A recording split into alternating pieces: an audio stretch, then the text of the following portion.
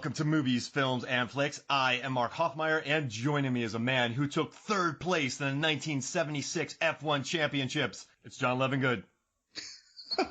Okay, so I'm just wondering, me in that car at my weight, and I still took third place? You had a great car, John. And also, you were a little bit younger. You were a little bit leaner. Okay, because if you were in the same car as me, you'd come in first place. just by weight ratio? We drive the exact same way the entire time. But how's it feel, man? I mean, the 1976, 1975 Niki Lauda wins. 1976, you have the epic competition between them, between James Hunt, Niki Lauda. But you're in third place, man. How does that feel? Like, you weren't that far behind them either. You still did a pretty good job. I'd be pretty stoked, man. But honestly, if I'm putting a dose of reality in it, I'd just be glad that I didn't die. Yeah.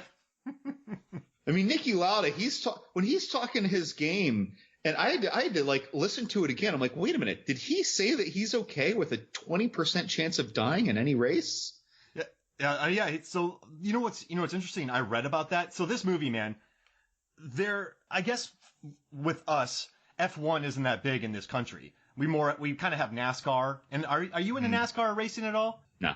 All right, so I actually got into racing when I watched the documentary Senna. I absolutely loved it, and my uncle Jeff is huge into racing. I kind of started like figuring out how big F1 was actually in the world. And after watching Rush and reading all of the articles about it, I mean, people had a lot of stuff to say about this film. There are articles after articles of, did they get this right? Was that true? Was that not true? Is this true? And I read an article about that where he's talking about the 20% chance, and they asked him about it. And in an annoying way, Lauda said it's a rhetorical statement rather than a precise statistical calculation, which sounds exactly like something Lauda would say in regards to that comment. And then someone did some math behind it, and they said that in the beginning of the season, there was a 0.35% chance of dying, and it jumped up to a 4.4. And they said 8 people died in the 60s, 9 people died in the 70s, but they didn't include all the racing accident, like behind the scenes, the testing accidents.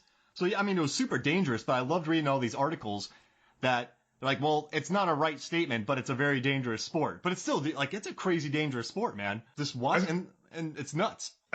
So we're going to get to the hindsight comparisons later, right? Because this is really just lap one of our Race Pod series. Yep. When we get to other movies. But when I think back to the other like very race-centric movies like Days of Thunder, Driven, well that one a little less for what I'm gonna say, but and Ford v Ferrari, like these movies, even if they don't go out of their way to make a big spectacle of the looming risk, even if they don't focus on the suffering or the horror of an accident, just when they show you one tangentially, you're like, oh shit, like, you know, I kind of lock up. I'm like, this is such a dangerous sport. I mean, you're going 100 plus miles, more than that, on a hairpin turn. One thing happens, you have a bunch of jet fuel in your car, you're going to blow up. You're going to catch on fire. You'll flip. You'll get hurt. When you're racing, though, and you're trying to overtake someone, if they go to cut you off a little bit, like that could create a horrible accident. Yeah.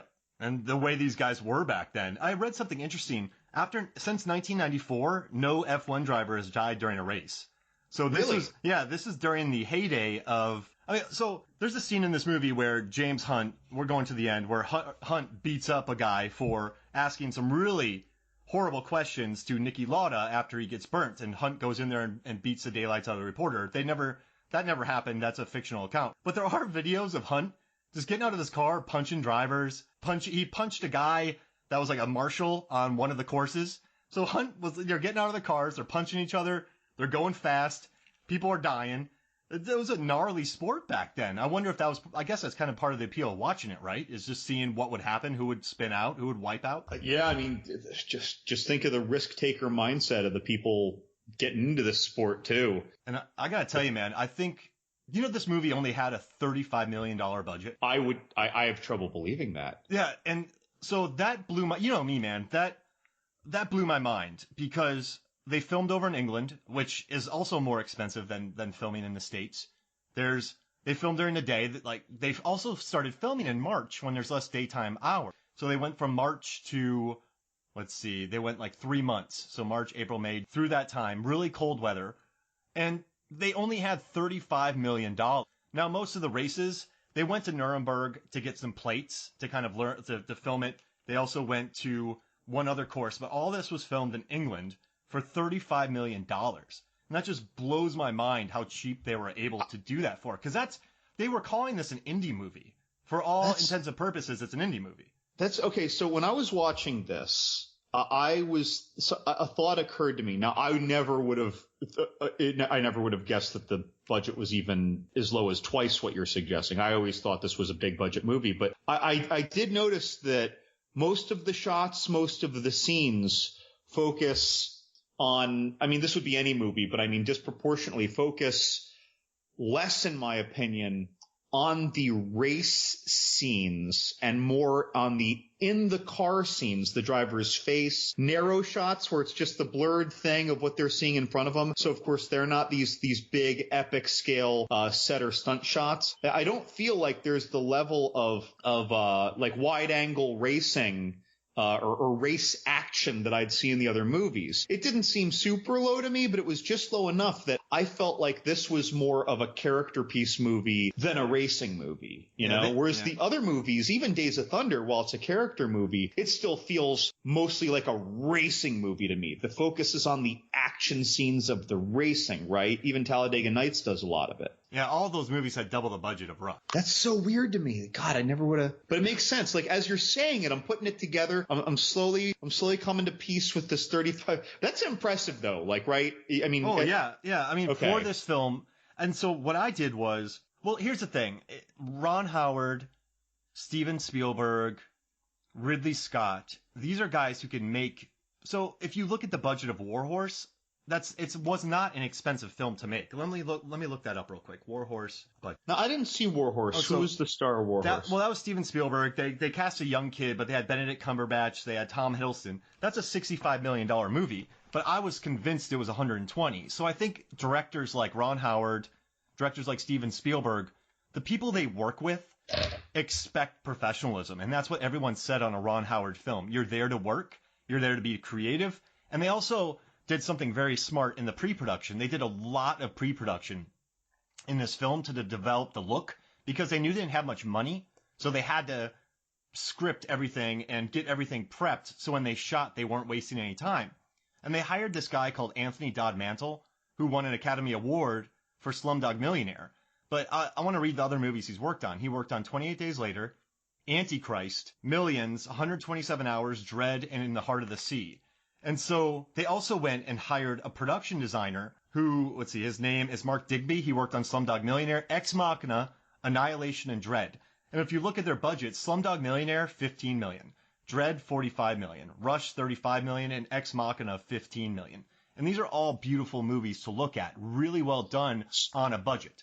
It's interesting you say those movies because I was going to ask you a question just about movie making that I don't know. But to build to that, so like Slumdog Millionaire, that had a very almost clay-colored light sheen to it in a lot of the scenes, right? Mm-hmm. And then 127 Hours was just bright blues and yellows of the desert, right? And so a lot in the Heart of the Sea, that was a dark grayish blue sheen over most of the scenes, I guess because of the storms but I mean, just when you're looking at Chris Hemsworth's face, right? Yeah. And this movie, so all those had a very stylistic color, I don't know what to call it, almost like a color filter look. Like Furious 7 had a very warm filter, yellow, blaring sun look. This movie had a very toned down version of that, like a desert yellow gold sheen to it. And when you were talking about like building the style of the movie, this movie definitely has a look to it. And I feel like a lot of movies of this ilk don't. They're just crisp, like a Michael Bay action movie. Do you want to hear something dorky as far as how the look was achieved? Okay. All right, so they knew when they were shooting there'd be a lot of inclement weather. And the different areas they were shooting that like they wanted to recreate the races, so they needed a lot of sun. So what they did was in the pre-pro meetings, Anthony Dodd Mantle got with Ron Howard and he talked about the look of the film. He wanted it to look kind of like that orangey tint, like the flashback. You know, he wanted it to seem like it's the 70s, give it that vibe. And he used a lot of color grading, which is like the process you like improve it, the image for presentation. Like, okay, so you watch Oh Brother, Where Art Thou? When they shot it, it was all green. It was green as Ireland, but they color graded it to look like Dust Bowl. Like you fix it in post. And they shot in a raw format, which means they capture everything. None of it's compressed. So in the edit, they can really manipulate it because none of it's been altered in there. So that's what they decided early on. And what they did was they wanted that tint on purpose, which is color grading and the production design and costumes. And then also, I don't know if you noticed this, but they had no time. They couldn't wait for a cloud cover. So they had to give that kind of tint just to achieve a style that they could shoot all the way through. So there's scenes when you watch this movie early on when they're in F3, when if you look at Chris Hemsworth's head, if you look at Natalie Dormer's head, there's lights bombing on them in the background. Yeah. So on this set, they always had a bunch of forklifts or you know, different boom lifts, all these kind of things with massive 18K lights on them. And what they would do was if it was overcast, they would just bomb the lights down to kind of defeat the sky. And so because they didn't have time to wait for any of the shots. So the color grading helped a lot with the inclement weather, like the overcast days, and then the lights just bombed down, and then through that they combined to get this look of the film because they knew they couldn't wait because of the budget. So I also noticed that this look made me think of movies of the era of the period of this movie. Because it's like whether you're talking about Mad Max, right, or old Westerns. Now, of course, they're in the desert, so you think of those colors. But then you think of the Dirty Harry series, which is it's not nearly as blaringly so. But there is this yellowish, light brown, straw-colored kind of scene presence. Is that just film grittiness, or is that also a deliberate look? So it's digital, but one interesting thing that they did was, along with the color grading, they used these things called Baltar lenses. They use a lot of prime lenses where, you know, that you can't go in and out, you can't do the zooming. But these Baltar lenses were used on The Godfather. They were used on movies from that time. And so sometimes they had to get a mallet out to help pull the focus rings. These lenses were so old. So they used the old lenses with the digital camera to achieve that look.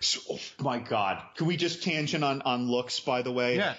So I remember when this movie was being advertised, right? And Chris Hemsworth was doing the talk show circuit, like back in probably late 2012. And people were interviewing him about this movie that's coming out. But of course he had done Thor shortly before it. And in the first Thor, if people remember this, he was as inflatedly, muscularly huge as he's ever been in his life. He actually gets smaller in each Thor movie, because I guess they were less concerned with him being so shockingly huge anymore. He was already like an icon. But in the first movie, he was gigantic. And then I think it was Ron Howard or someone told him, it's like, look, we're going to give you this part, but I can't have the Thunder God step on set. You need to look like James Hunt. So I remember hearing that he was like just dieting and running on treadmills 3 times a day to try and eat away all this muscle on his body. And then later he's going to go, puff back up for Thor. But he made a big, big change for this movie. Yeah, Ron Howard didn't want him. And so I read a Ron Howard interview. He was like, he's too big. And Hemsworth started losing the weight on his own. And he sent in these audition tapes that he didn't have to send in, because he was campaigning for this movie hardcore. So he went on his own regimen to lose the weight to prove to Ron Howard that he could get skinny. So he did a reverse Christian Bale American Psycho. Yes.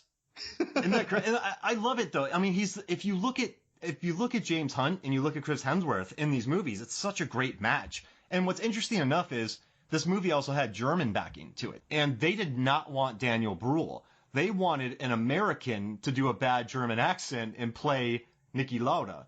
And the whole time, Ron Howard was just, no, guys, no, lost his mind over that. And so he fought for Bruhl, and he didn't want Hemsworth in the beginning. Why would did they want an American actor just